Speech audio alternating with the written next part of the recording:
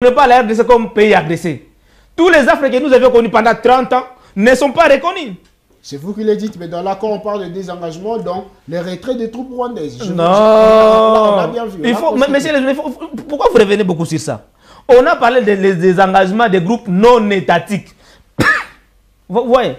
Et je vous ai dit quels sont ces groupes non étatiques-là. Les 1-23, c'est un groupe non étatique. N'est-ce pas? Le FDLR, c'est un groupe non étatique. Le CODECO, c'est un groupe non étatique. Et d'autres groupes armés qui pullulent ici et là. Et on dit encore ce qui est plus grave. Que ces groupes non étatiques-là seront intégrés dans l'armée congolaise, mais on va regarder cas par cas.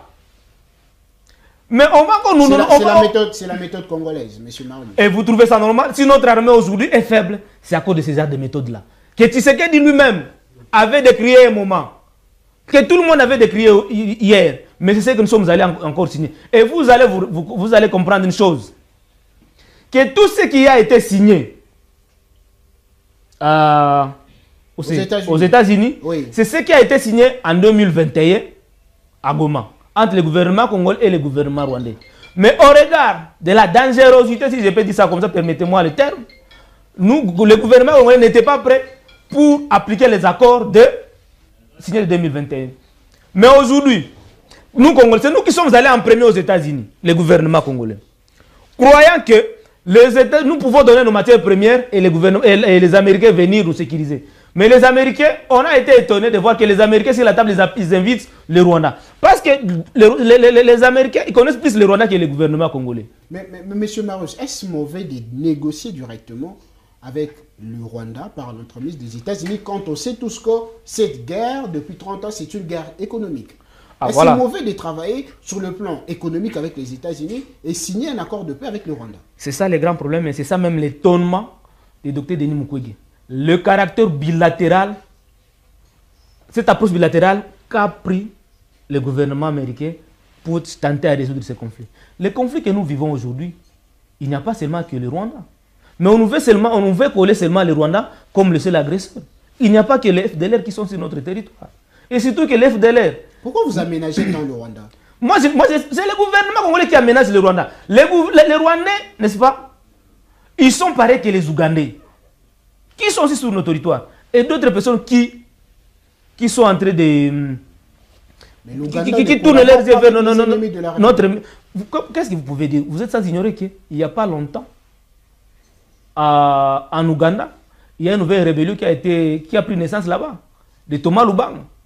Qu'est-ce qu'on a fait de l'Ouganda? Quels sont les rapports diplomatiques entre la RDC et l'Ouganda après que Thomas Lubanga ait, n'est-ce pas, lancé ces groupes armés et qui est maintenant actif en Ituri?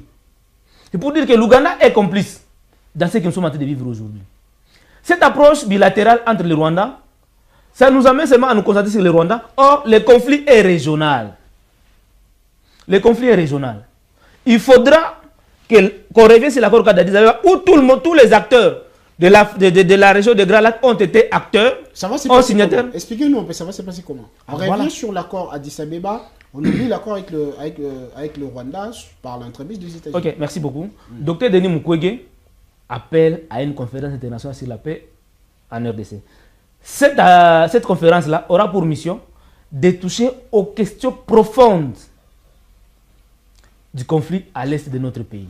Ça veut dire qu'au-delà des pays qu'on utilise comme de proxy téléguidés, le Rwanda, l'Ouganda, et d'autres pays par lesquels on vend nos minéraux, il faudra cette fois-ci que sur la table, pardon, on invite les entreprises multinationales qui achètent les minéraux congolais à travers le Rwanda, à travers l'Ouganda, à travers la Tanzanie. Et qu'on leur dise, chers messieurs, qu'il est possible désormais de passer par la RDC, que de passer par le Rwanda, qui occasionne les morts, la violation des droits de l'homme, la violation de nos mamans, le massacre des Congolais. Venez directement négocier par là, à travers la RDC. Mais pour que cela soit une réalité, il faut travailler pour revitaliser l'accord d'Addis Abeba, qui va nous amener, nous, le gouvernement congolais, à respecter nos engagements. Parce que ces engagements dont je parlais tantôt, nous amènent à améliorer le climat des affaires au Congo. Parce qu'il n'y aura pas un investisseur sérieux qui peut venir au Congo où la sécurité n'est pas de mise. Le chef de l'État lui-même a parlé de la justice qui est malade. Qui est cette entreprise-là sérieuse qui viendra dans un pays où la justice n'est pas fonctionnelle? Répondez quand même à ma question, je voulais savoir. est-ce mal de négocier directement avec le Rwanda, sous la barbe des États-Unis, quand on sait que c'est la communauté internationale qui est